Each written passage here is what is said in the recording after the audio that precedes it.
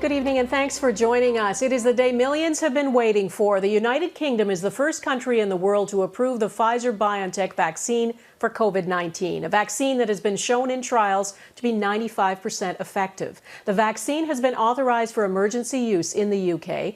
The British Health Secretary says the first 800,000 doses will be ready to roll out to the public starting early next week. This is a monumental step forward. It's no longer if there's going to be a vaccine, it's when. This is a day to remember, frankly, in a year to forget.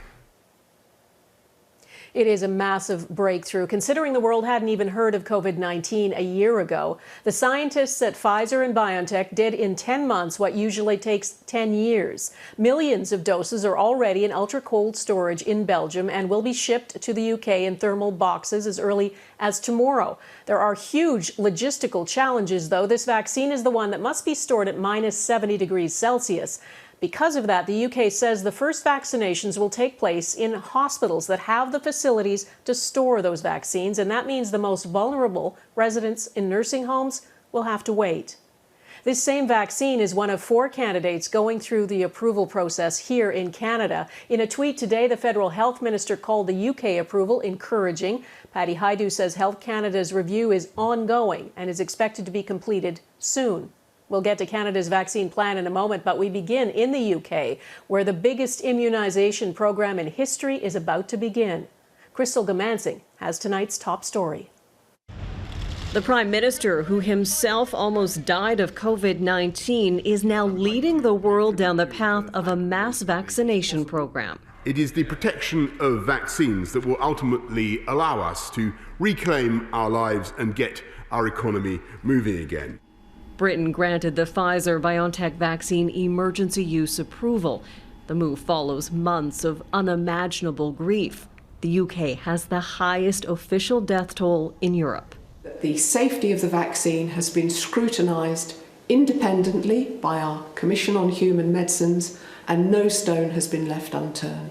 So absolute confidence in the safety, effectiveness and quality of the Pfizer BioNTech vaccine. Next week, around 50 hospital hubs across England will start offering the vaccine to the over 80s and to care home staff and others identified. Vulnerable care home residents and staff are a priority, but officials haven't figured out how to widely distribute the vaccine, which must be stored at an extreme minus 70 degrees Celsius. England's Deputy Chief Medical Officer explained the problem like this. This is a complex product with a very fragile cold chain. It's not a yogurt that can be taken out of the fridge and put back in multiple times. It's really tricky to handle. Officials say if enough people take the vaccine, deaths can be prevented, and so can long-term health issues related to the virus. I have high hopes that eventually the vaccine will make a very, very significant difference to the way we live our lives.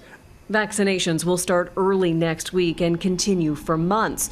It's hoped that in time, other vaccines will be approved, including some that don't require ultra-cold storage, making it easier for people to get the shots.